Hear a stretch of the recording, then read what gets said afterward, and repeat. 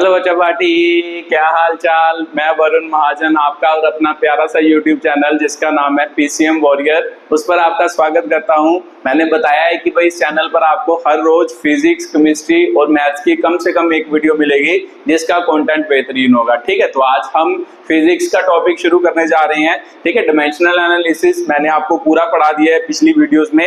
ठीक है, उसके बाद बस उसका एक छोटा सा टॉपिक बचा है, मान लो लिमिटेशन ऑफ क्या है डायमेंशनल एनालिसिस, वो इस वीडियो में पढ़ेंगे और साथ के साथ एरर और उसकी क्या पढ़ेंगे, टाइप्स पढ़ेंगे, डिफरेंट टाइप्स पढ़ेंगे। ठीक है, तो चलो शुरू करते हैं वीडियो को। तो सबसे पहले लिखो लिमिटेशन ऑफ क्या होगा, डायमेंशनल क्या होगा, एनालिसिस होगा। ठीक है, तो लिमिटेशन ऑफ डायमेंशनल एनालिसिस। ठीक है, तो ये आपका क्या है, टॉपिक है कि भाई लिमिटेशन ऑफ डायमेंशनल एनालिसिस। तो वन बाय वन क्या करते हैं, लिखते हैं कि भाई कौन कौन सी डायमेंशन एनालिसिस में क्या होती है, लिमिटेशन होती है। ठीक है, तो सबसे पहले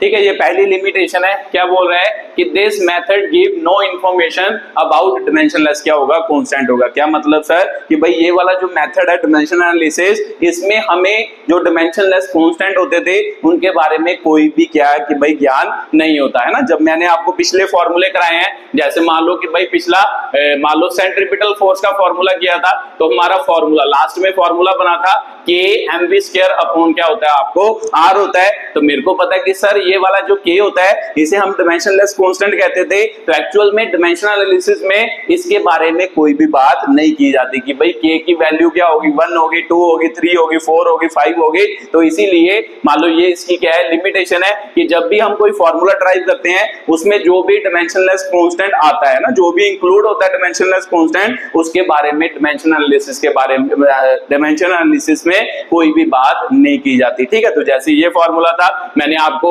मान लो वेवलेंथ का फॉर्मूला कराया था, वो कौन सा बना था, के एच अपॉन क्या बना था, mv। तो इसका मतलब सर ये वाले जो के होते हैं इसे हम डायमेंशनलेस कांस्टेंट कहते थे। तो जो डायमेंशनल एनालिसिस होती है वो इसके बारे में बात नहीं करती, तो फिर हमें पता नहीं कि भाई ये कांस्टेंट की वैल्यू क्या होगी। तो इसीलिए ये इसकी क्या है, पहली क्या है, आपकी लिमिटेशन है। ठीक है, तो पहली लिमिटेशन आपको पता चल गई डायमेंशनल एनालिसिस की। उसके बाद अगली लिखते हैं कि भाई दूसरी लिमिटेशन क्या है। ठीक है, तो लिखो सेकंड लिमिटेशन।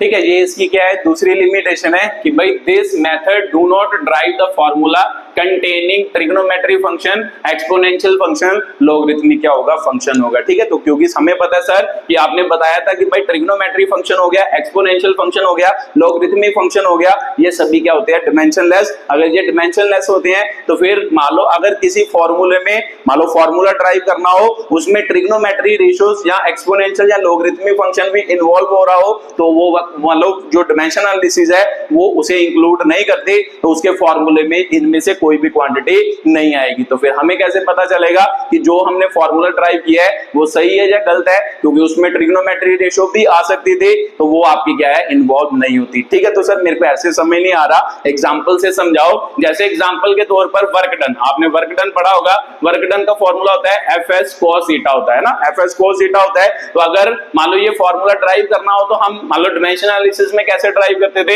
हम लिखते थे कि भाई वर्क डन जो होता है वो फोर्स पे डिपेंड करता है कि कितनी पावर पे करता है वो हमें नहीं पता, हम लिखते थे f की पावर a, और मान लो डिस्प्लेसमेंट या डिस्टेंस पे करता है उसकी पावर हम क्या लिखते थे b। तो मेरे को पता है सर cos थीटा पे भी करता है, बट cos थीटा तो मुझे पता है सर कि भाई उसके तो कोई भी डिमेंशंस नहीं होते, तो ये डिमेंशनलेस है। तो जब मान लो फॉर्मूला, मान लो हम वर्क डन किस किस क्वांटिटी पे डिपेंड करता है, हम ये दो फैक्टर ही लिखते हैं, cos थीटा को उसमें इंक्लूड नहीं करते। तो भी सिंपल सी बात है कि जब ये फॉर्मूला ड्राइव करेंगे वर्क डन का, उसमें हमेशा क्या आएगा, फोर्स और डिस्प्लेसमेंट का ही तो आपको क्या आएगा, मान लो रिलेशन आएगा, उसमें कहीं भी क्या है कि भाई ट्रिग्नोमेट्री रेशो नहीं आएगी। तो ऐसे ही अगर कोई फॉर्मूला हो जिसमें एक्सपोनेंशियल इन्वॉल्व हो रहा हो, एक्सपोनेंशियल उस फॉर्मूले में नहीं आएगा, अगर लॉगरिथमिक फंक्शन इन्वॉल्व हो रहा हो वो भी उस मान लो क्या है, मान लो फॉर्मूला जो हम डिमेंशन एनालिसिस से ड्राइव करते हैं उसमें क्या है कि भाई नहीं आएगा। तो फिर सिंपल सी बात है कि भाई डिमेंशन एनालिसिस जो होती है वो इन फंक्शन जो मान लो जो रिलेशन इन फंक्शन को इंक्लूड करते हैं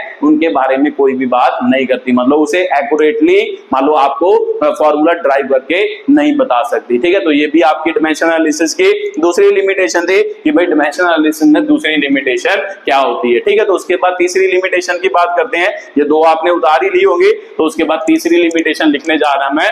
ठीक है, तो उसको भी उतार देना साथ साथ में। ठीक है, मान लो तीसरी लिमिटेशन क्या है,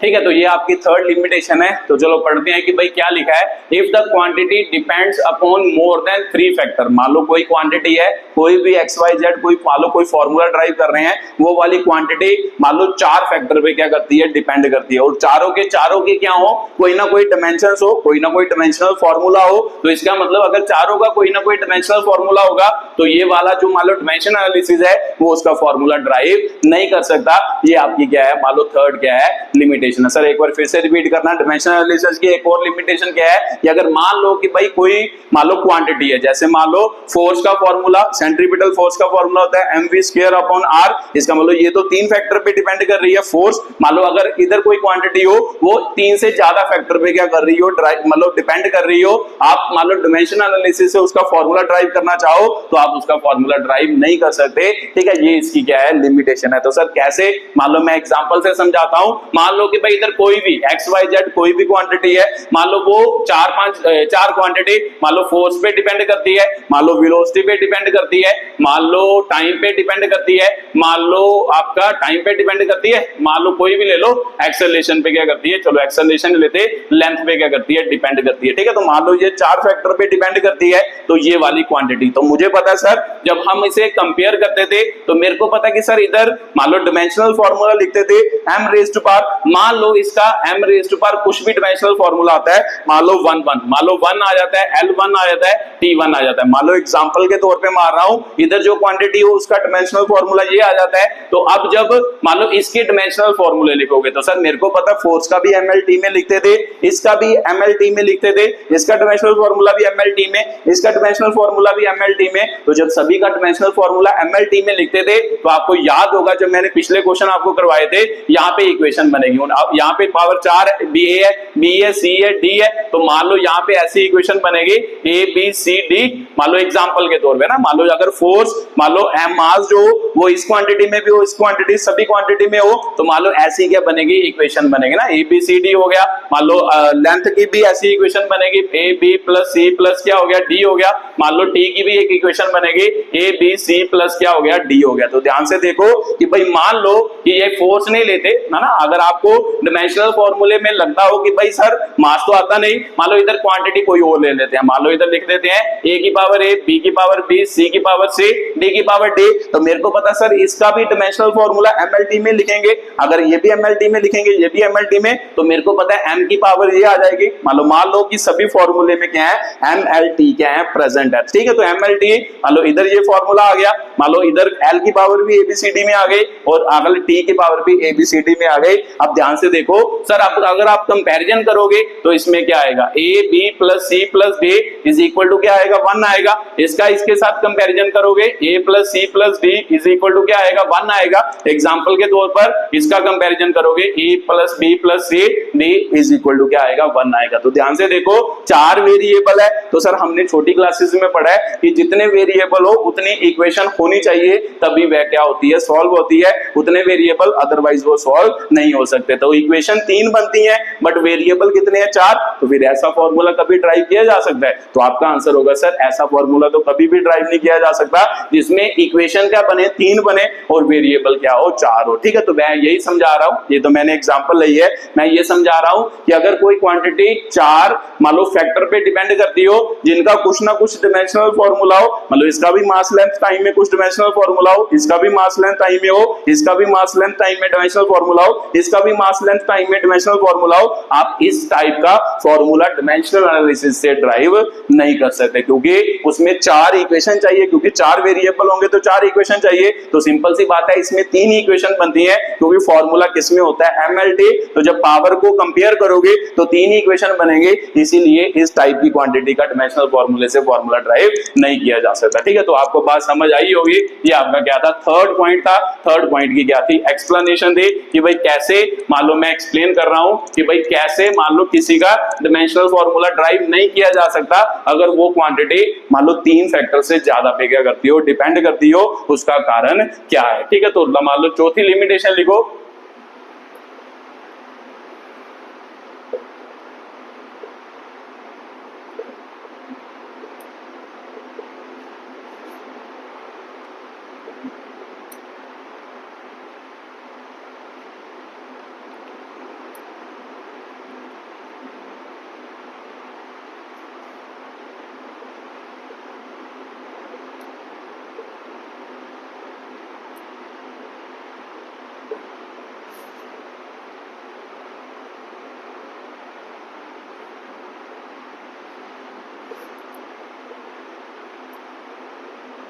ठीक है। ये आपका क्या है चौथा मान लो क्या है पॉइंट है, क्या लिखा है कि this method can not drive the relation which can contain more than one part on one side of क्या होगा रिलेशन होगा। तो सर ये क्या बोल रहा है, जैसे एग्जांपल के तौर पर आपको आ जाए S is equal to UT plus क्या आ जाए हाफ AT स्क्वायर, आपको कहा जाए कि भाई ये फॉर्मूला आपने ड्राइव करना है ना, मान लो ये फॉर्मूला आपने ड्राइव करना है तो आप डायमेंशनल एनालिसिस से कभी ये फॉर्मूला ड्राइव कर पाओगे? मान लो ध्यान से सोचो कि मेरे को पता है कि फॉर्मूला ड्राइव करने पे हम क्या लिखते थे कि भाई S किस पे डिपेंड कर रहा है, तो सर मेरे को पता है कि भाई जब हम फॉर्मूला निकालते हैं, जब हम क्या निकालेंगे S किस पे डिपेंड कर रहा है U और T। अब आप कहोगे कि सर A पे भी कर रहा है, ध्यान से देखो कि भाई इधर अलग मान लो ये फॉर्मूला जब हम इसको कंपेयर करते थे, इसका डायमेंशनल फॉर्मूला जो भी होता था, इसका डायमेंशनल फॉर्मूला जो भी होता था, इसका डायमेंशनल फॉर्मूला जो भी होता था, वो सभी क्या होते थे बराबर होते थे। तो एग्जांपल के तौर पर सर अगर मान लो S का फॉर्मूला ड्राइव करना हो, या तो एक बार में हम ये ड्राइव कर सकते हैं क्योंकि इन दोनों का डायमेंशनल फॉर्मूला सेम होता है, या फिर एक बार में हम इसकी टर्म में क्या कर सकते हैं ड्राइव कर सकते हैं। हम ऐसा फॉर्मूला ड्राइव नहीं कर सकते कि जिसमें आपको UT भी पता हो कि भाई UT प्लस AT स्क्वायर आपका क्या आ जाए डायरेक्टली क्या आ जाए फॉर्मूला आ जाए। क्या बोल रहे हो सर, एक बार फिर से रिपीट करना, ध्यान से बात को समझो कि अगर S का डायमेंशनल फॉर्मूला लिखो, मैंने पीछे आपको पढ़ाया है कि भाई S का डायमेंशनल फॉर्मूला इस क्वांटिटी का डायमेंशनल फॉर्मूला इस क्वांटिटी का डायमेंशनल फॉर्मूला सेम होता है। तो सर अगर सेम होगा तो भी सिंपल सी बात है, जब हम फॉर्मूला ड्राइव करते हैं तो फॉर्मूला ऐसे ही तो ड्राइव करते हैं कि इधर वाली क्वांटिटी का डायमेंशनल फॉर्मूला इसके क्या होता है सर बराबर होता है। तो भी सिंपल सी बात है कि भाई ये अगर इसके बराबर होगा तो इसका मतलब आप इससे ये क्वांटिटी मतलब ये क्वांटिटी से कौन सा फॉर्मूला ड्राइव कर सकते हो, ये वाला फॉर्मूला, या तो ये ड्राइव कर सकते हो या ये ड्राइव कर सकते हो। तो आप सोचो कि भाई मैं तीनों मतलब ये सभी इकट्ठा ड्राइव कर पाऊं, तो ऐसा कभी भी मतलब आपका डायमेंशन एनालिसिस में नहीं हो सकता। ठीक है, तो डायमेंशन एनालिसिस में कभी भी प्लस माइनस में कोई भी फॉर्मूला ड्राइव नहीं किया जा सकता। सेपरेट सेपरेट फॉर्मूला ड्राइव किया जा सकता है कि S is equal to UT होता है या S is equal to AT square होता है। ये दोनों अलग अलग इससे क्या किया जा सकते हैं, ड्राइव किए जा सकते हैं। अगर आप कहो कि भाई प्लस में या माइनस में कोई फॉर्मूला हो, आप उसको ड्राइव कर सकते हो डायमेंशन एनालिसिस से, तो ऐसा कभी भी नहीं किया जा सकता। ठीक है, तो ये आपकी क्या थे, कुछ लिमिटेशंस थी किसके, डायमेंशन एनालिसिस के। तो इसी के साथ डायमेंशन एनालिसिस टॉपिक आपका क्या हो गया, खत्म हो गया। अब नया टॉपिक स्टार्ट करते हैं जिसका नाम क्या है आपका, एरर। ठीक है, तो अब एरर पढ़ेंगे कि भाई एरर क्या होता है, फिर उसके बाद मान लो एरर के टाइप्स पढ़ेंगे, डिफरेंट टाइप्स के एरर, फिर मान लो क्या है कि भाई उसको एक्सप्लेन करते हैं। ठीक है, तो चलो हेडिंग डाल लो जल्दी जल्दी। एरर, एरर इन क्या आपका मेजरमेंट है। ठीक है, तो एरर इन मेजरमेंट।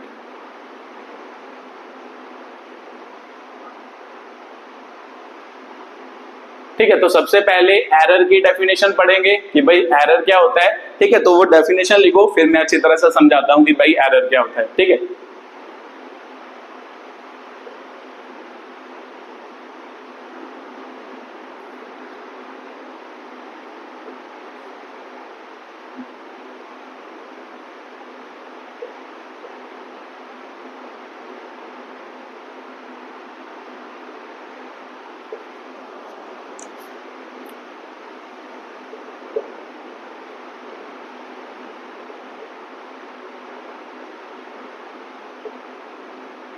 ठीक है, ये आपका क्या है, एरर का क्या है, फॉर्मूला है। ठीक है, तो सर क्या होता है एरर, एरर एक्चुअल में मतलब गलती होती है ना, गलती होती है जो हम कैलकुलेशन में करते हैं। तो सर मेरे को पता है कि जब मान लो एग्जांपल के तौर पर आपको कोई मैथ का सम दिया जाए, है ना, एग्जांपल के तौर पर जब आप मैथ का सम सॉल्व करते हो तो कई बार क्या होता है, आपका आंसर क्या आता है, गलत आता है ना। आप बुक देखते हो, मान लो ये आपकी एनसीईआरटी की क्या है, बुक है, तो एनसीईआरटी का मान लो आपने 2.1 चैप्टर मान लो एक्सरसाइज खोली और उसमें एक क्वेश्चन क्या किया, सॉल्व किया, मान लो आपका आंसर आता है 31। आपने कोई गलती की, आपका आंसर आता है 31, बट उसका करेक्ट आंसर आपकी बुक में कितना दिया है, मान लो सॉल्व करके मान लो 30 क्या दिया है, 3 दिया है। तो भी सिंपल सी बात है कि भाई सर मेरा जो मान लो मैंने जो मान लो मेजरमेंट की या मैंने जो कैलकुलेशन की, मेरा आंसर कुछ और आया, करेक्ट वैल्यू कुछ और है, तो इन दोनों के डिफरेंस को हम क्या कहते हैं, एरर कहते हैं। तो इसका मतलब आपकी कैलकुलेशन में कितना एरर हुआ, यहाँ पे एग्जांपल के तौर पर 2 यूनिट का क्या हुआ, एरर हुआ। ठीक है, तो सर ऐसा ही होता है कि कई बार मैं क्वेश्चन सॉल्व करता हूं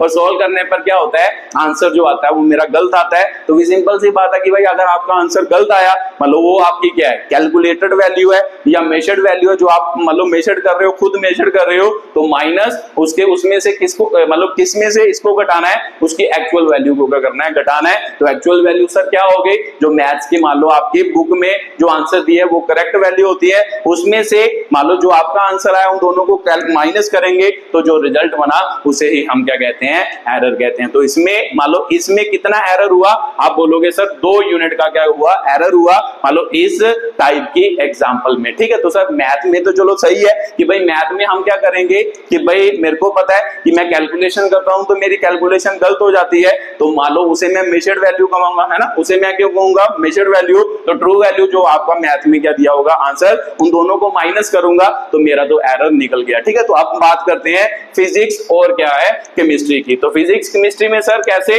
कि भाई मान लो फिजिक्स केमिस्ट्री में कैसे ट्रू वैल्यू और मान लो एरर कैसे निकालते हैं। तो सर मेरे को पता है ट्रू वैल्यू का मतलब जो सही वैल्यू होगी, तो मुझे पता है कि सर अगर एक्सपेरिमेंट करना है, मान लो फिजिक्स केमिस्ट्री में एक्सपेरिमेंट से ही तो वैल्यू निकालते हैं, अगर एक्सपेरिमेंट करना है तो एक्सपेरिमेंट से ट्रू वैल्यू कैसे निकालेंगे, तो मेजर्ड वैल्यू भी तो एक्सपेरिमेंट ही है, ट्रू वैल्यू भी एक्सपेरिमेंट से ही निकलेगी, मेजर्ड वैल्यू भी एक्सपेरिमेंट से निकलेगी, तो इन दोनों के डिफरेंस को हम क्या कहेंगे, एरर कहेंगे। तो सर ट्रू वैल्यू कैसे निकालेंगे, चलो मेजर्ड वैल्यू मान लो मैंने एक्सपेरिमेंट किया, उसकी वैल्यू को कैलकुलेट किया, तो मेरे को पता चल गया कि भाई वो उसकी वैल्यू जो होगी उसको हम क्या कहेंगे, मेजर्ड वैल्यू कहेंगे। तो सर ट्रू वैल्यू कैसे निकालें, ट्रू वैल्यू हमें कैसे पता होगी, मान लो यहाँ मान लो किसी को कैसे पता होगी कि भाई इसकी करेक्ट वैल्यू कैसे एक्सपेरिमेंट में, तो ये भी बात आपको शायद मान लो समझ आती हो, आपको पता नहीं था। मान लो जैसे आप आप 10th में मतलब छोटी क्लासेस में आप क्या करते थे, एक्सपेरिमेंट करते थे, आपका जो टीचर होता था ना, मैम होती थी या सर होता था, वो आपको कहते थे, जब आप एक्सपेरिमेंट लिखते थे वो आपको कहते थे कि भाई इसकी 3-4 रीडिंग निकालो, 3-4 रीडिंग निकालो इस एक्सपेरिमेंट के।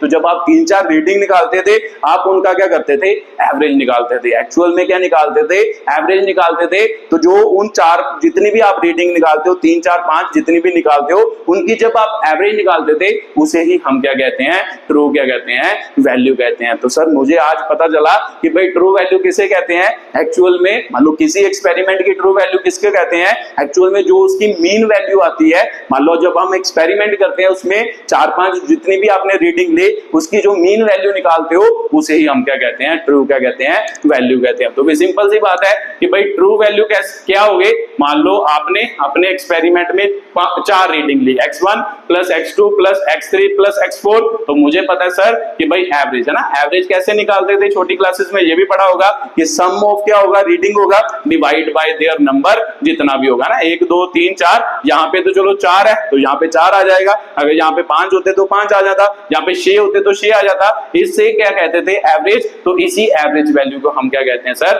ट्रू क्या कहते हैं, वैल्यू कहते हैं। तो सर ट्रू वैल्यू मेरे को क्लियर हो गई कि ट्रू वैल्यू का मतलब क्या है कि भाई रीडिंग लेके उसकी एवरेज निकालनी है, जो एवरेज निकालते हैं उसे ही हम क्या कहते हैं, एक्यूरेट वैल्यू। तो सिंपल सी बात है कि भाई ट्रू वैल्यू तो हमें पता चल गई कि मान लो एक एक्सपेरिमेंट किया तो उसकी ट्रू वैल्यू आपकी आ गई 3 पॉइंट कितनी आ गई, चलो 3 ही मान लेते हैं, मान लो उसकी वैल्यू आ गई 3.0। ठीक है, तो मान लो ये वैल्यू आ गई ट्रू। तो माइनस मान लो मेजर्ड वैल्यू, मेजर्ड का मतलब क्या है कि जब आपने एक बार एक्सपेरिमेंट किया, जब आपने एक बार एक्सपेरिमेंट किया और उसकी रीडिंग को देखा, तो जब उसकी रीडिंग को देखा तो क्या होता है कि भाई उसकी रीडिंग मान लो कभी भी इसके बराबर नहीं आती। तो सर उसका कारण क्या है कि क्यों बराबर नहीं आती, वो भी कारण हम धीरे धीरे पढ़ते हैं कि भाई क्या कारण होते हैं एक्चुअल में। जब आप ट्रू वैल्यू निकाल ली, मान लो एवरेज वैल्यू निकाल ली, उसमें से आपने एक बार रीडिंग ली, फिर जब ट्रू वैल्यू निकाले बाद में आपने क्या किया, उसको एक बार क्या किया, रिपीट किया। तो जब रिपीट किया आप देखोगे कि कभी आपकी वैल्यू जो होगी वो क्या आएगी, 2.99 आएगी, कई बार आपकी वैल्यू क्या आएगी, 2.88 आएगी। मतलब अलग अलग क्या आएंगी वैल्यू, कई बार जरूरी नहीं कि भाई ऐसी आएगी, कई बार आपकी वैल्यू ऐसी भी आ सकती है, 3 पॉइंट मान लो 1 भी आ सकती है, 3 पॉइंट क्या आ सकती है, 2 भी आ सकती है। बट एक्चुअली वो वैल्यू इसके आसपास आती है, कई बार इससे बड़ी आती है, कई बार इससे क्या आती है, कम आती है। तो भी सिंपल सी बात है, फिर इन दोनों का कुछ ना कुछ डिफरेंस का आंसर आ रहा है, तो उसे ही हम क्या कहते हैं, एरर कहते हैं। ठीक है, तो सर मेरे को क्लियर हो गया एरर किसे कहते हैं कि जो एक्चुअल में ट्रू वैल्यू होगी, एवरेज वैल्यू होगी, उसमें से जब मैं एक बार एक्सपेरिमेंट करूंगा उस वैल्यू को माइनस करूंगा, तो जो मेरे को आंसर आएगा उसे हम क्या कहते हैं, एरर इनकी कहते हैं, मेजरमेंट कहते हैं। तो सर वो एरर क्यों आता है वो आप बता रहे हो कि भाई आप आगे बताओगे कि भाई एरर किस किस वजह से मान लो किसी एक्सपेरिमेंट में आता है। ठीक है, तो जो मेरे को सर ये तो समझ आ गया कि ट्रू वैल्यू का मतलब एवरेज वैल्यू, और एवरेज वैल्यू में से मैंने क्या माइनस करना है, मान लो जो मेजर्ड वैल्यू, एवरेज मतलब मैं मतलब पहले एक्सपेरिमेंट को रिपीट करूंगा 4-5 बार, फिर उसकी एवरेज निकाल लूंगा, उससे मैं ट्रू वैल्यू कहूंगा। तो उसमें से मैंने जब एक एक्सपेरिमेंट किया एक बार, उस वो वैल्यू को जब माइनस करूंगा, उन दोनों के डिफरेंस को ही मैं क्या कहता हूं सर, एरर कहता हूं। ठीक है, तो चलो बच्चे आपको ये बात तो समझ आ गई कि भाई एरर क्या होता है, तो एरर कैसे क्या किया जाता है, मान लो फाइंड आउट किया जाता है। ठीक है, तो मेरे को सर ये बात तो समझ आ गई कि भाई एरर कैसे क्या किया जाता है, फाइंड आउट किया जा सकता है। तो यहां से सर मेरे को एक और वैल्यू पता चल रही है कि जैसे आप बोल रहे हो कि भाई 3.0 उसकी ट्रू वैल्यू थे, तो कई बार आपका आंसर 3.1 आएगा, कई बार आपका आंसर 3.2 आएगा, कई बार आपका आंसर 2.9 आएगा, कई बार आपका आंसर 2.8 भी आएगा। तो सर मेरे को समझ आ रहा है कि भाई इन दोनों का डिफरेंस है, ट्रू वैल्यू में से ये माइनस करूंगा 2.9, तो इसका मतलब क्या आएगा, कई बार क्या आएगा सर, यहाँ पे इन दोनों का डिफरेंस सर 0.1 होगा। अगर मान लो 3 से 3.0 से मैं 3.1 माइनस करूं तो मेरा आंसर क्या आएगा, 0.1 आएगा। ठीक है, तो मैं ये एग्जांपल मान रहा हूं, ऐसे आएगा, कई बार ऐसे आंसर आते हैं, कई बार ऐसे आंसर आते हैं। तो यहां से आपको ये समझ आ रही होगी कि जो एरर होता है वो कई बार क्या होगा, नेगेटिव होगा, कई बार क्या होगा, पॉजिटिव होगा। तो सर मेरे को एक बात और समझ आ रही है कि जब भी मैं एरर देखूंगा मतलब किसी वैल्यू में, वो कई बार नेगेटिव भी आ सकता है, कई बार पॉजिटिव भी आ सकता है ना। इसमें आंसर पॉजिटिव आया, इसमें नेगेटिव आया, तो एरर को हमेशा कैसे लिखा जाता है, प्लस माइनस क्या लिखा जाता है, उसकी वैल्यू। जैसे इसमें मान लो एक बार 0.1 आया, एक बार मान लो माइनस 0.1 आया, तो प्लस माइनस क्या लिखेंगे 0.1। तो मतलब यहाँ पे वैल्यू तो चेंज हो सकती है, वो तो डिपेंड करता है कि भाई कैसे आप एक्सपेरिमेंट कर रहे हो, ना किस मान लो जगह पर आप क्या कर रहे हो, एक्सपेरिमेंट कर रहे हो। तो सर मेरे को बात समझ आ गई कि एरर को हमेशा क्या लिखना होता है, प्लस माइनस में। कई बार वो क्या हो सकता है, मतलब प्लस फॉर्म में भी आंसर आ सकता है, कई बार माइनस में भी आ सकता है। तो एरर हमेशा किस में लिखा जाता है, प्लस माइनस में लिखा जाता है। ठीक है, तो चलो सर मेरे को पता चल गया कि भाई एरर क्या होता है। अब ये बताओ कि भाई एरर कैसे क्या है, मान लो जनरेट होता है। ठीक है, मान लो क्यों एरर आता है, उसका कारण क्या है। ठीक है, उसको हम मिनिमाइज कैसे कर सकते हैं, ये सभी चीजें हम क्या करते हैं, वन बाय वन क्या करते हैं, स्टडी करते हैं। ठीक है, तो सबसे पहले मान लो टाइप्स ऑफ, हेडिंग डाल लो, टाइप्स ऑफ क्या होगा आपका, एरर होगा कि भाई कौन कौन से टाइप के आपके क्या होते हैं, एरर होते हैं। तो सबसे पहले सर कौन सा एरर होता है, तो सबसे पहले होता है सिस्टमैटिक क्या होता है आपका, एरर होता है। ठीक है, सिस्टमैटिक एरर हो गया। तो इसका थोड़ा सा मान लो लिख लो कि भाई सिस्टमैटिक एरर क्या होता है, the error whose cause are known। ठीक है, मान लो क्या कि भाई वो वाले एरर जिसका कारण हमें क्या होता है, पता होता है। सर क्या, एक बार फिर से रिपीट करना, सिस्टमैटिक एरर हम किसको कहते हैं, वो वाला एरर जिसका कारण हमें ऑलरेडी पता होता है कि वो एरर क्यों आया होगा, उसे हम क्या कहते हैं, सिस्टमैटिक क्या होते हैं, एरर कहते हैं। तो सर मेरे को बात क्लियर हुई कि सिस्टमैटिक एरर का मतलब वो वाला एरर जिसका कारण हमें पता है कि भाई वो मतलब एरर क्यों आ रहा है हमारी रीडिंग में, उसे हम क्या कहेंगे, सिस्टमैटिक एरर। तो सिस्टमैटिक एरर की फर्दर टाइप्स है, वन बाय वन उसको क्या करते हैं, एक्सप्लेन करते हैं। तो सिस्टमैटिक एरर के अंदर तो जिसका कारण हमें पता है, सबसे पहले आता है इंस्ट्रूमेंटल क्या आता है आपका, एरर आता है। ठीक है, तो सबसे पहले क्या है, इंस्ट्रूमेंटल क्या है आपका, एरर है कि भाई इंस्ट्रूमेंटल एरर क्या होता है। ठीक है, तो सर मेरे को अब बताओ इंस्ट्रूमेंटल एरर क्या है। तो वैसे तो नाम से क्लियर हो रहा होगा, इंस्ट्रूमेंट का मतलब क्या होता है कि कोई सर डिवाइस जो किसी चीज को मेजर करता है ना, मान लो जैसे मान लो एमीटर करंट को मेजर करता है, वोल्ट मीटर पोटेंशियल डिफरेंस को मेजर करता है। ऐसे बड़े टाइप के डिवाइस हैं, वेइंग मशीन मान लो हमारे वेट को मेजर करती है, तो उसे हम इंस्ट्रूमेंट कहते हैं। तो इसका मतलब इंस्ट्रूमेंटल एरर क्या होगा, मान लो उस इंस्ट्रूमेंट में पहले से ही अगर क्या हो, एरर हो। ठीक है, तो लिख लो कि भाई द एरर है ना, the error arises due to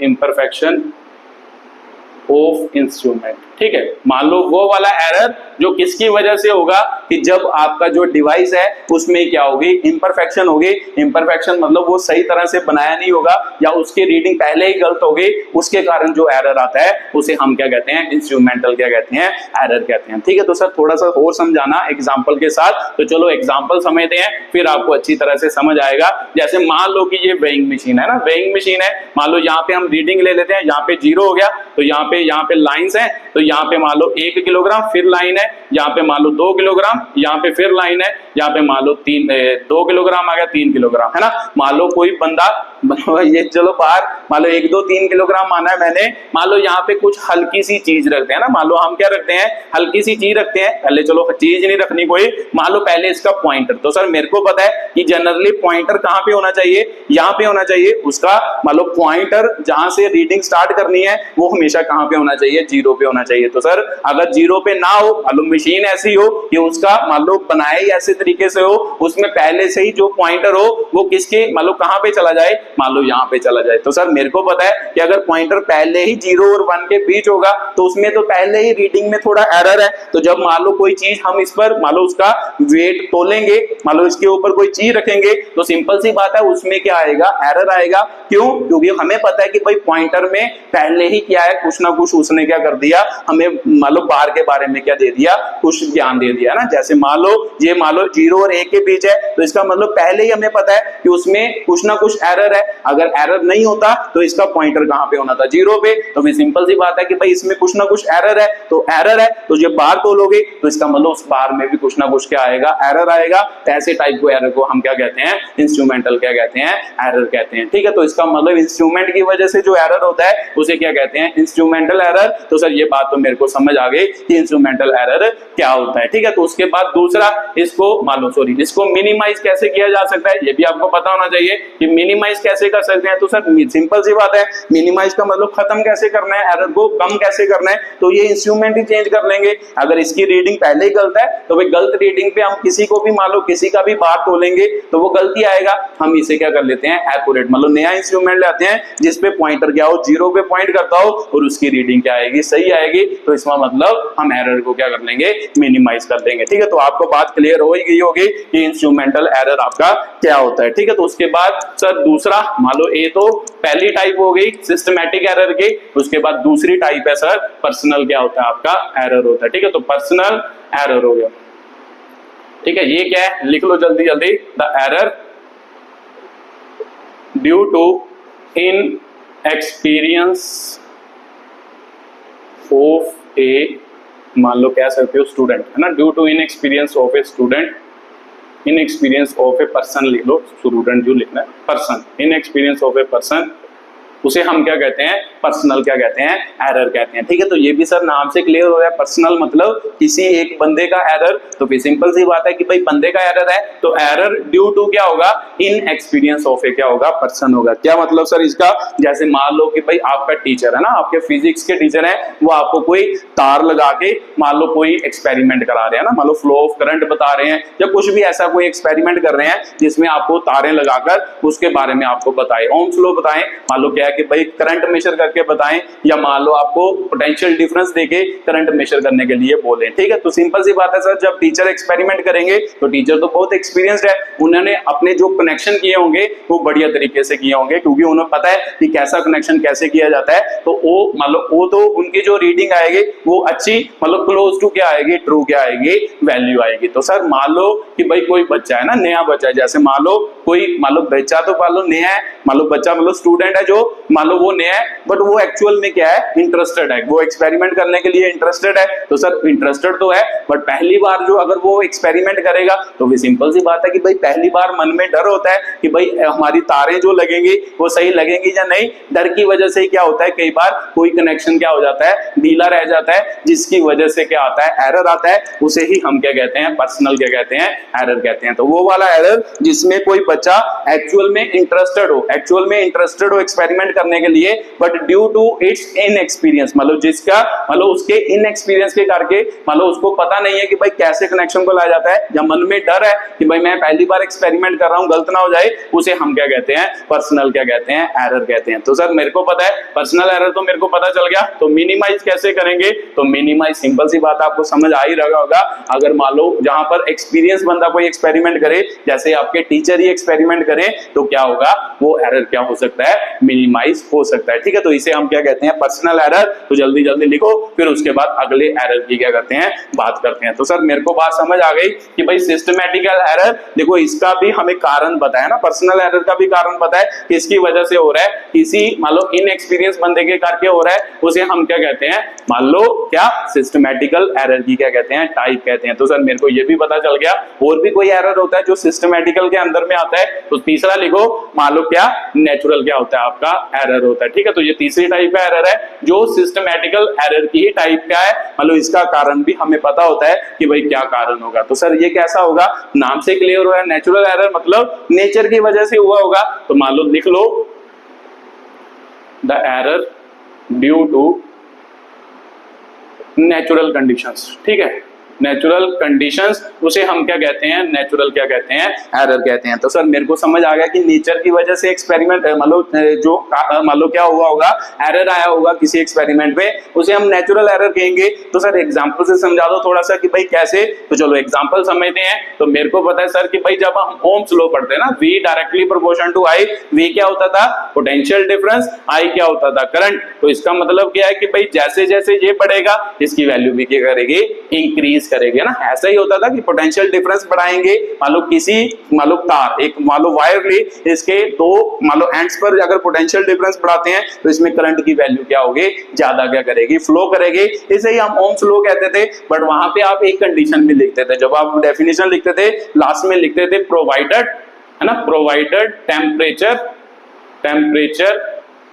and pressure remains constant. ठीक है, तो सर ये कंडीशन भी लिखते थे कि जब हम डेफिनेशन लिखते थे कि भाई potential difference is directly proportional to क्या होता है, current flowing through the wire, तो but provided temperature and pressure remains क्या होता था, कांस्टेंट होता था। आप प्रेशर टेम्परेचर को चेंज नहीं कर सकते, तभी ये लो क्या है, वैलिड है। ठीक है, तो ये पूरी स्टेटमेंट होती थी। तो फिर सिंपल सी बात है, यहां से क्लियर हो रहा है कि अगर टेम्परेचर चेंज करोगे या प्रेशर चेंज करोगे, उसकी वजह से ये एक्सपेरिमेंट पूरी तरह क्या है कि भाई एक्यूरेट वैल्यू नहीं देगा। तो सिंपल सी बात है, अगर मान लो 3 डिग्री सेल्सियस पे आप एक वायर में से ये एक्सप्रेशन निकाल रहे हो, उसका कुछ ना कुछ आंसर आएगा ना। मान लो 3 डिग्री सेल्सियस पे इस वायर में आपने पोटेंशियल डिफरेंस प्रोवाइड किया, कोई वैल्यू, मान लो V पोटेंशियल डिफरेंस प्रोवाइड किया, I किया, और इनकी वैल्यू निकाली, तो चलो एक वैल्यू आ गई। ठीक है, तो फिर आपने मान लो आजकल इतनी गर्मी है, मान लो आप 47 डिग्री सेल्सियस आपका टेम्परेचर हो, तो फिर सिंपल सी बात है कि भाई 47 डिग्री सेल्सियस टेम्परेचर है, तो मेरे को पता है कि भाई टेम्परेचर मैंने क्या कर दिया, चेंज कर दिया। तो उन्होंने बोला था ओम सामने, उन्होंने कहा था कि भाई टेम्परेचर प्रेशर हमेशा क्या रहना चाहिए, सेम, तभी ये एक्सप्रेशन क्या है, वैलिड है। अगर चेंज करेंगे तो इसकी वैल्यू क्या हो जाएगी, चेंज। तो सर मेरे को पता है कि यहाँ पे तो बहुत डिफरेंस हो गया, 44 डिग्री सेल्सियस का डिफरेंस हो गया। अब मैं एक्सपेरिमेंट करूंगा, तो फिर सिंपल सी बात है कि भाई ये रिलेशन में कुछ ना कुछ क्या आएंगी, गलतियां आएंगी, तो फिर ये एक्सपेरिमेंट सही नहीं होगा। तो फिर सिंपल सी बात है, इसे ही हम क्या कहते हैं, नेचुरल एरर कहते हैं। कि जब मान लो जब कोई कंडीशन चेंज हो, उसकी वजह से एरर आए, उसे हम क्या कहते हैं, नेचुरल क्या कहते हैं, एरर कहते हैं। तो सर मेरे को समझ आ गया कि भाई नेचुरल एरर क्या होता है, मिनिमाइज कैसे किया जा सकता है। तो ये भी आपको समझ आ ही रहा है कि भाई मिनिमाइज का मतलब जरूरी थोड़ा है कि भाई 47 डिग्री पे ही करना है। मान लो हर बार एक्सपेरिमेंट जो करना है वो सेम टेम्परेचर पे, सेम प्रेशर पे ही करना है। टेम्परेचर प्रेशर चेंज ना करेंगे तो भी सिंपल सी बात है, ये क्या रहेगा, हमेशा सेम रहेगा। V डायरेक्टली प्रोपोर्शनल टू क्या रहेगा, I ही रहेगा। तो फिर फिजिकल कंडीशन हमेशा सेम रखोगे, आंसर क्या आएगा, सेम। तो ऐसे मिनिमाइज किया जा सकता है कि भाई फिजिकल कंडीशन हम क्या रखें, हमेशा क्या रखें, सेम रखें। ठीक है, तो ये आपका क्या था, पर्सनल क्या था, सॉरी नेचुरल क्या था, एरर था। ये भी आपका सिस्टमैटिकल क्या है, एरर है। मुझे पता लग गया सर, इसका कारण भी मुझे पता है कि भाई किसकी वजह से है, मान लो नेचर की वजह से है, इसीलिए इसे भी सिस्टमैटिकल क्या कहते हैं, एरर कहते हैं। ठीक है, तो सर और भी कोई टाइप होती है सिस्टमैटिकल एरर की, हाँ, मान लो चौथी टाइप का होता है लीस्ट काउंट क्या होता है, आपका एरर होता है। तो लीस्ट काउंट एरर लिख लो जल्दी जल्दी।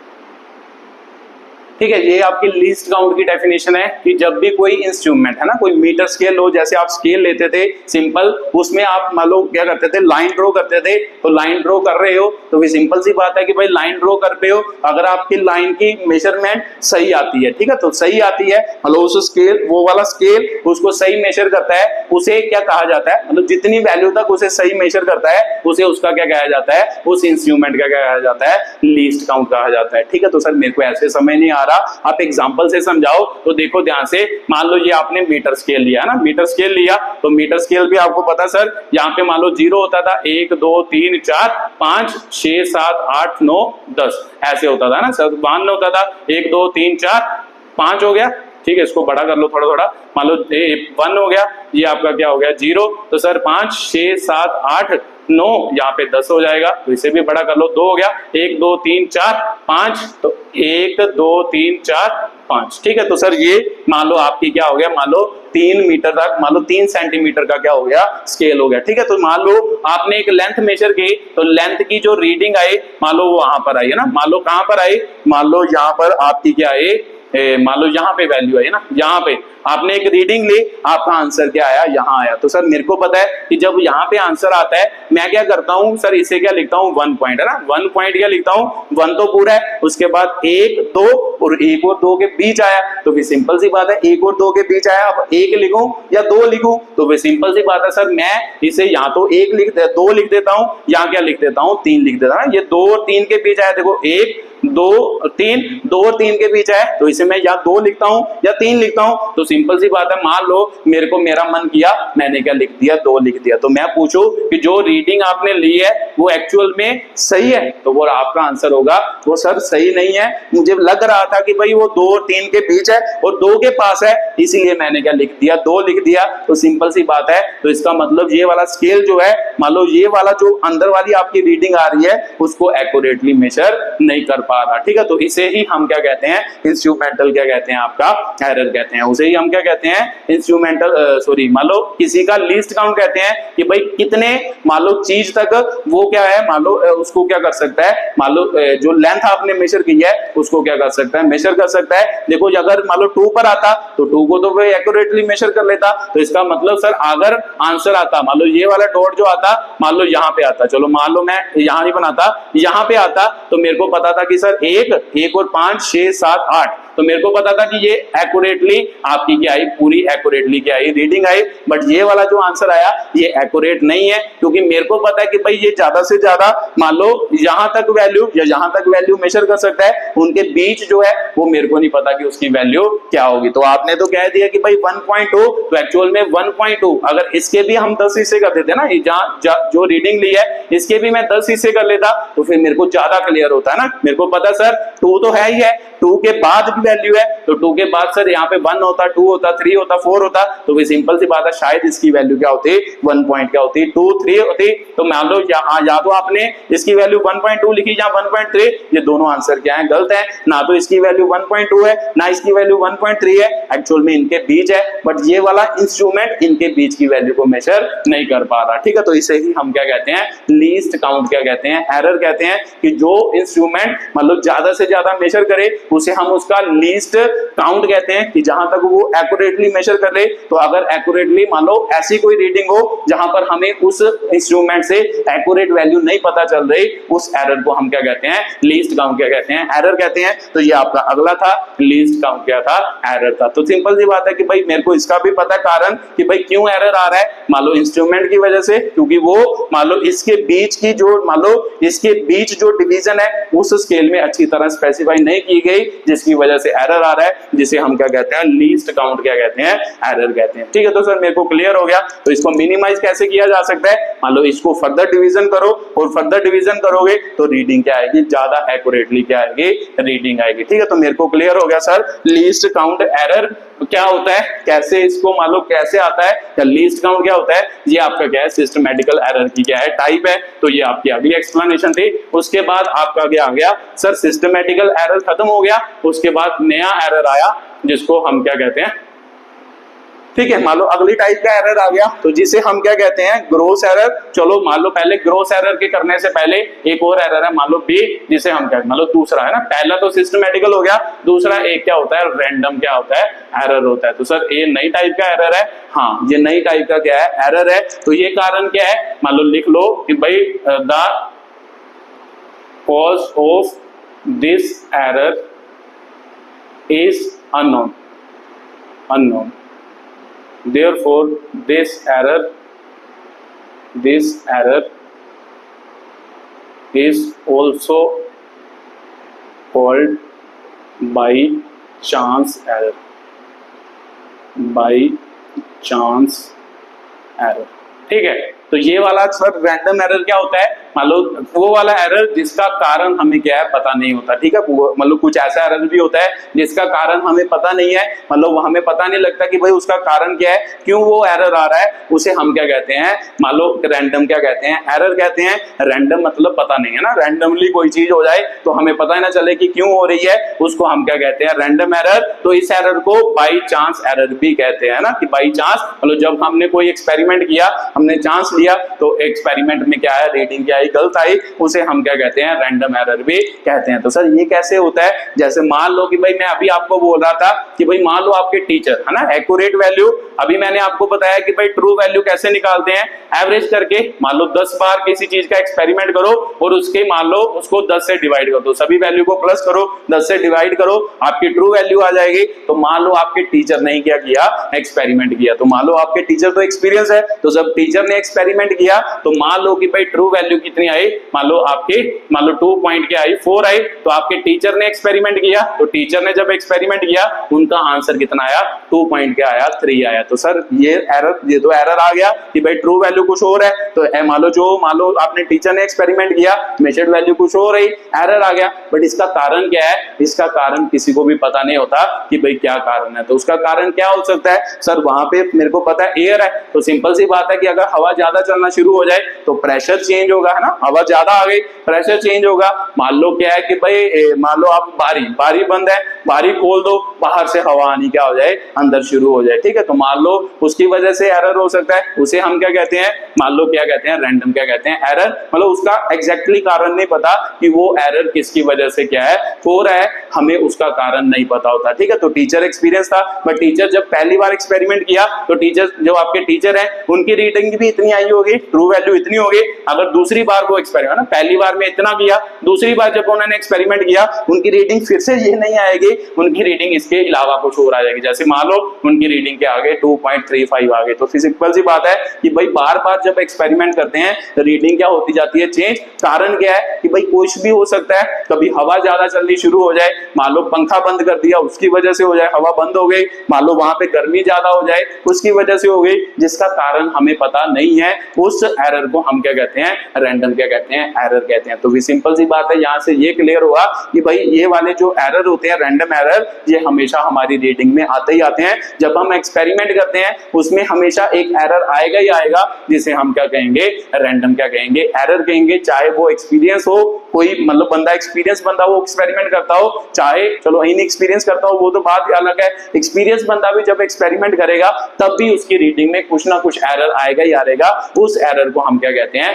रैंडम एरर कहते हैं। तो सर मेरे को यहाँ से ये क्लियर हो रहा है कि जब भी कभी हम मान लो हम एक्सपीरियंस हैं, हम एक्सपेरिमेंट करते हैं, तो हमारी रीडिंग में भी हमेशा एक एरर आता ही आता है, उसे ही हम क्या कहते हैं, रैंडम एरर कहते हैं। तो भी सर हमेशा एरर आएगा, तो इसका मतलब जब भी कोई कैलकुलेशन करते हैं, एक्सपेरिमेंट करते हैं फिजिक्स या केमिस्ट्री में, तो एरर आता ही आता है, रीडिंग में हमेशा कुछ ना कुछ क्या आता है, एरर आता है, ठीक है। तो याद रखना है कि जो रीडिंग हम ले रहे हैं वो हमेशा क्या होती है, उसमें कुछ ना कुछ क्या होता है, एरर होता है, ठीक है। तो सर मेरे को क्लियर हो गया कि भाई रैंडम एरर क्या होता है। तो सिंपल सी बात है, इसका कारण हमें पता नहीं है कि भाई क्या कारण है, मतलब क्या इसका कारण हो सकता है, तो दूसरा रैंडम एरर पता नहीं कि भाई कैसे। उसको बाद मिनिमाइज, सर मिनिमाइज कैसे कर सकते हैं, तो फिर सिंपल सी बात है, मिनिमाइज तो मैं बता ही रहा हूं, आप क्या करो, इसको ज्यादा बार एक्सपेरिमेंट करो, ज्यादा बार करोगे तो इसकी एवरेज लोगे, वो आपका क्या आएगा, ट्रू वैल्यू, या ट्रू वैल्यू क्या आएगा, पास आएगा ना। मान लो 15 बार रीडिंग ली, उसकी एवरेज निकाली, अगर 15 बार नहीं करते आप 10 बार करते हो, वो वैल्यू आपकी क्या आनी शुरू हो जाएगी, इसके पास जानी क्या हो जाएगी, शुरू हो जाएगी।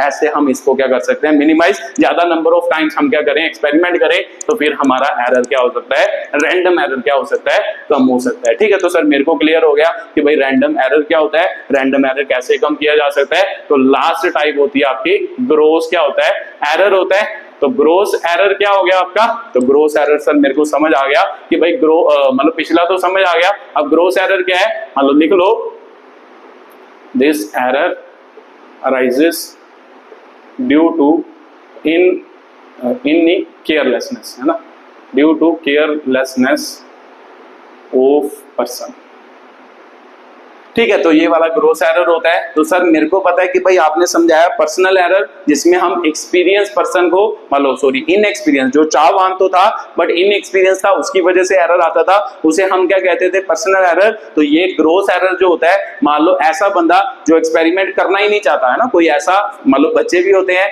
कि वो एक्सपेरिमेंट करना नहीं चाहता, मतलब उसका ध्यान, अगर टीचर समझा रहा हो उसका ध्यान कहीं और होता है, तो क्या होता है, तो मान लो अगर कहीं और हो, तो फिर अगर उसको एक्सपेरिमेंट करने के लिए कहा जाए तो उसको तो पता ही नहीं कि कौन सी तार कहां पे लगानी है, उसकी वजह से जो एरर होता है उसे हम क्या कहते हैं, ग्रोस क्या कहते हैं, एरर कहते हैं, ठीक है। तो सर मेरे को समझ आ गया कि भाई ड्यू टू मतलब केयरलेसनेस, कोई बंदा जो केयरलेस है, मतलब उसको कोई फर्क नहीं पड़ता कि भाई कहां पे तार लगानी है कहां पे नहीं लगानी, उसकी वजह से जो एरर होता है उसे हम क्या कहते हैं, ग्रोस एरर कहते हैं। तो ये आपकी ग्रोस एरर की क्या थी, डेफिनेशन थी। तो इसको कैसे मिनिमाइज किया जा सकता है, तो सर मेरे को पता है कि भाई जो मान लो क्या है, मान लो केयरलेसनेस है उसे हम हटा दें, उसकी जब अगर कोई एक्सपीरियंस बंदा लगाए तो मेरे को पता लग जाएगा कि भाई एरर मान लो क्या हो जाएगा, आपका रिमूव हो जाएगा। ठीक है, तो ऐसे हम एरर को क्या करते हैं, रिमूव करते हैं। तो सर मेरे को बात अब समझ आ गई कि जब भी मैं कोई मान लो एक्सपेरिमेंट करता हूं, एक्सपेरिमेंट की जो रीडिंग होती है ना, एक्सपेरिमेंट की जो रीडिंग होती है, तो रीडिंग में हमेशा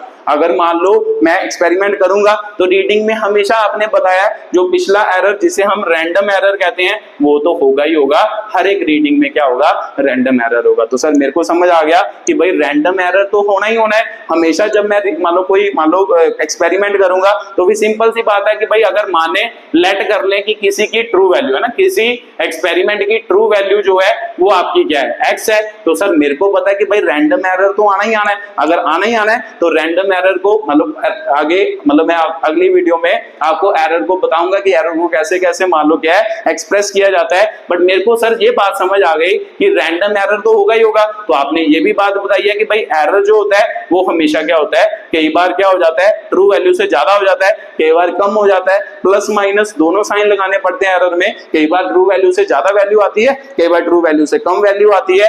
जब रैंडम एरर तो आएगा ही आएगा, तो आएगा ही आएगा। तो भी सिंपल सी बात है, जब भी कोई क्वांटिटी लिखनी होती है वो हम कैसे लिखते हैं कि उसकी ट्रू वैल्यू मान लो एक्स मैंने ट्रू वैल्यू माने तो प्लस माइनस क्या होगा, एरर होगा। ठीक है, तो ये याद रखना है कि जब भी कोई क्वांटिटी लिखी जाती है, कोई भी क्वांटिटी, तो हमें पता है सर उसमें रैंडम एरर तो आना ही आना है, क्योंकि उसका कारण पता ही नहीं, वो हमेशा आता ही आता है। चाहे एक्सपीरियंस बंदा करे, चाहे इनएक्सपीरियंस करे, कोई भी करे, वो एरर तो आना ही आना है। तो भी सिंपल सी बात है कि भाई जब कोई क्वांटिटी को लिखना होता है हम क्या लिखते हैं, मान लो एक्स की जगह पे ऐसे लिख लो, है ना, एक्स जरूर एक्स नहीं लिखना, यहाँ पे लिख लो ट्रू वैल्यू प्लस माइनस क्या होगा, एरर होगा। तो ऐसे एरर को क्या किया जाता है, रिप्रेजेंट किया जाता है। ठीक है, तो इसको याद रखना है। आगे इसी से मैं आपको डिफरेंट टाइप्स के एरर क्या करूंगा, समझाऊंगा अगली वीडियो में कैसे एरर को एक्सप्रेस किया जाता है, एब्सोल्यूट एरर क्या होता है, या एरर प्लस माइनस में कैसे, मान लो प्लस माइनस में एरर, मल्टीप्लिकेशन में एरर कैसे ऐड होता है, सब्ट्रैक्ट होता है, मल्टीप्लाई होता है, ये सभी कुछ मैं अपने अगली वीडियो में आपको क्या करूंगा, समझाऊंगा। ठीक है, तो वीडियो को देखने के लिए बहुत बहुत धन्यवाद। तो ये हमेशा ये क्या रखना, याद रखना, ये आपको समझ आया कि भाई क्यों आया। ठीक है, तो बहुत बहुत धन्यवाद।